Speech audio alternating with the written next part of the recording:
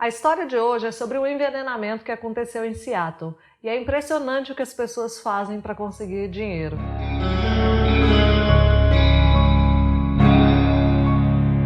Olá pessoal, bem-vindos ao meu canal e hoje eu vou contar uma história para vocês que aconteceu em 1986 na cidade de Seattle, nos Estados Unidos.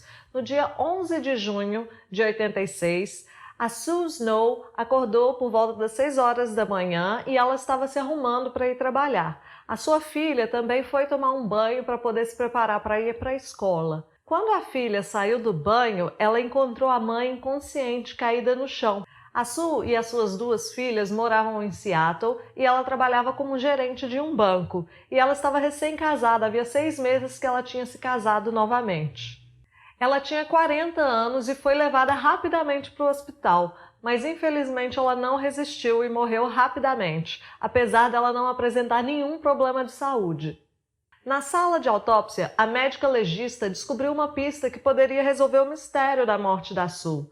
Quando ela estava fazendo o exame e ela abriu a cavidade torácica da Sue, ela sentiu um cheiro muito forte e muito característico. Era cheiro de amêndoas. E esse, para quem assistiu o nosso último vídeo, sabe que é um cheiro característico de envenenamento por cianureto. A Sue tinha uma irmã gêmea chamada Sarah e no dia do funeral elas estavam na casa da Sue com a família e ela foi até a cozinha procurando um remédio para dor de cabeça. Quando ela abriu o armário, ela encontrou um frasco de Excedrin, que era um medicamento para dor de cabeça, e esse frasco continha cápsulas do medicamento. E ela achou isso muito estranho porque a irmã tinha uma mania de não tomar remédios que viessem em cápsulas, ela só tomasse o que fosse comprimido ou tablete. As cápsulas foram então levadas para análise e elas testaram positivo para cianureto. A família da Sue começou a desconfiar muito do próprio marido dela, com quem ela tinha se casado há apenas 6 meses. Ele se chamava Paul Hopkins. Desde a morte da sua esposa, ele estava apresentando um comportamento muito esquisito. Ele fazia umas piadas meio obscuras e ele não apresentava estar tão triste. Ele também não era uma pessoa tão bem-sucedida profissionalmente quanto a Sue. E, pouco tempo antes dos dois casarem, ela tinha descoberto que ele havia traído ela. Ele estava ainda tendo um relacionamento com uma antiga namorada. Eles acabaram conversando, ele prometeu para ela que ele não ia ver essa ex-namorada nunca mais, e aí eles se casaram logo em seguida. E pouco tempo depois da morte dela, o Paul já estava casado novamente. Esse comportamento todo deixou a família com muita suspeita. Os executivos da marca de remédios Excedrin não queriam correr nenhum risco, então eles logo ordenaram um recall de todos os remédios de Excedrin que tinham na cidade. A notícia do envenenamento da Sue saiu em todos os jornais do país. Uma mulher chamada Stella Nichol entrou em contato com a polícia. Ela também era de Seattle e ela disse que o marido dela tinha tomado Excedrin poucas horas antes de falecer. Ele tinha morrido 2 semanas antes da Sue. A polícia foi então na casa da Stella para recolher os remédios. Ela tinha ainda 2 frascos de Excedrin na casa dela e o seu marido Bruce tinha o hábito de tomar aquele remédio quase todos os dias porque ele sofria muito de enxaqueca. Das amostras de tecido do Bruce que haviam sido guardadas, eles fizeram testes e conseguiram sim detectar cianureto no sangue dele. A polícia, enquanto isso, continuava investigando o Paul, que era o viúvo da Sue, e a família dela ainda tinha certeza que era ele que tinha matado a esposa. Ele então se ofereceu para passar por um detector de mentiras, porque ele afirmava com todas as palavras que ele era inocente. E para surpresa de todo mundo, ele passou no detector. Aí ele foi liberado por enquanto da lista de suspeitos. A polícia parou de investigar e parou de apontá-lo como principal suspeito na morte da própria esposa. Os remédios que haviam sido recolhidos das prateleiras da cidade de Seattle passaram todos por um raio-x para detectar se havia cianureto neles também. O raio-x nesse caso funciona da seguinte maneira: como o cianureto é mais denso do que o medicamento que vem dentro das cápsulas, quando esses medicamentos e os frascos são colocados sob o raio-x, eles aparecem com uma cor mais escura. E assim a polícia conseguiu detectar que havia mais 2 frascos com medicamento envenenado. Havia um medo generalizado de que o caso que aconteceu em Chicago em 1982 estivesse se repetindo em Seattle. Eu já contei esse caso aqui no canal e se você quiser saber um pouquinho mais sobre essa história do envenenamento em Chicago, é só clicar nesse vídeo aqui em cima.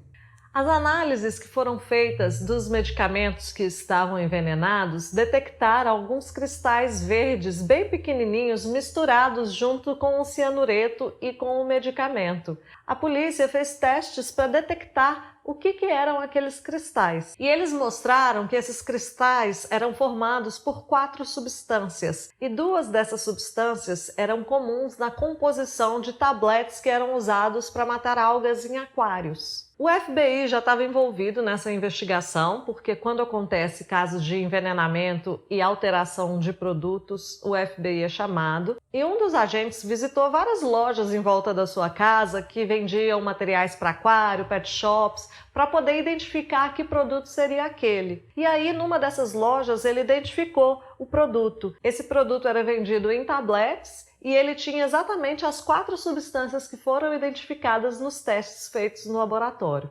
O FBI ainda não conseguia explicar por que aquele produto estava misturado dentro do cianureto. Mas aí o detetive local lembrou que quando ele foi na casa da Stella para recolher os frascos de comprimidos de Excedrin que ela havia alegado que o marido havia tomado, ele lembrou que na casa dela, na sala, tinha um aquário maravilhoso, muito bem cuidado. E aí, o FBI visitou 57 lojas em volta da casa da Stella de produtos especializados nesse tipo de comércio. Eles levaram uma montagem que tinha fotos de 6 mulheres e a foto da Stella estava no meio delas. E com essas fotos em mãos, eles perguntavam aos lojistas se algum deles tinha atendido alguma daquelas mulheres. Em uma dessas lojas, um dos vendedores identificou a Stella. Ele disse que ele havia vendido para ela exatamente aquele produto que o FBI havia identificado. E ele adicionou um detalhe interessante, que ele fala com todos os clientes que compram esse produto que a eficácia dele é melhor quando eles moem os comprimidos para que ele se espalhe melhor na água e ele seja melhor dissolvido. Indo além na investigação, a polícia descobriu também que havia uma apólice de seguros em nome do Bruce Nickel e a favorecida era a Stella. Essa apólice de seguros dava um prêmio de $25 mil em caso de morte e se a morte fosse acidental, tinha um prêmio extra de $100 mil. A polícia descobriu que a Stella e o Bruce tinham muitos problemas financeiros, eles estavam cheios de dívidas e eles já haviam hipotecado a própria casa e estavam tendo dificuldade para pagar.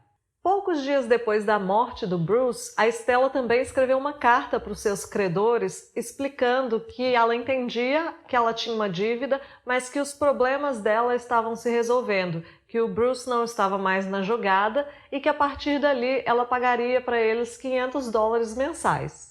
A polícia fez uma análise da assinatura do Bruce na apólice de seguro e ela descobriu que a assinatura havia sido forjada. Era a Stella que havia assinado e eles conseguiram ligar pontos da escrita dela com a assinatura do Bruce. E além de todas essas informações, parecia que a Stella estava muito insatisfeita no casamento, porque ela gostava muito de sair, ela era uma pessoa muito social, gostava muito de sair com os amigos para bares e beber. E o Bruce estava passando por um alcoolismo muito forte e ele começou a se tratar. Então ele não queria sair mais porque ele não queria beber. E com isso ela estava ficando muito entediada. Ela era uma mulher que gostava de ver e ser vista.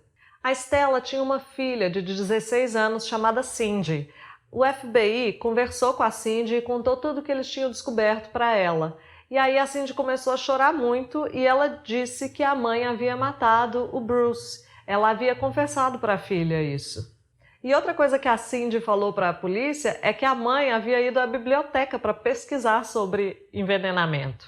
A polícia foi até a biblioteca e os registros mostraram que a Stella havia pegado 2 livros, um chamado Deadly Harvest, que significa colheita mortal, e o subtítulo é Um Guia de Plantas Venenosas Comuns.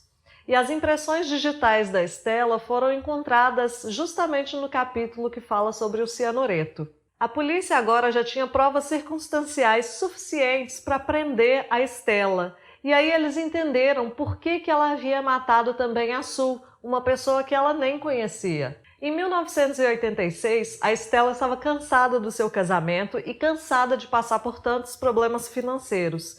E aí ela bolou um plano para resolver tudo isso de uma vez só. Ela falsificou uma apólice de seguros que daria a ela $100.000 extras pela morte acidental de seu marido. As suas pesquisas na biblioteca levaram ela a escolher a sua arma, o veneno cianureto.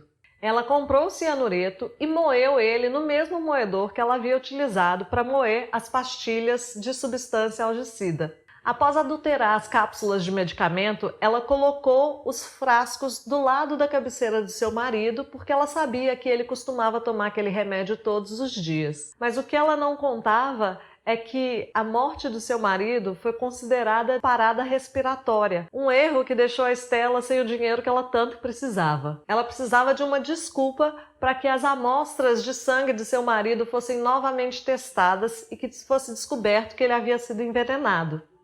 Então ela foi até a farmácia e envenenou outras cápsulas do medicamento para fazer parecer que havia um terrorista envenenando pessoas da mesma forma que aconteceu em Chicago.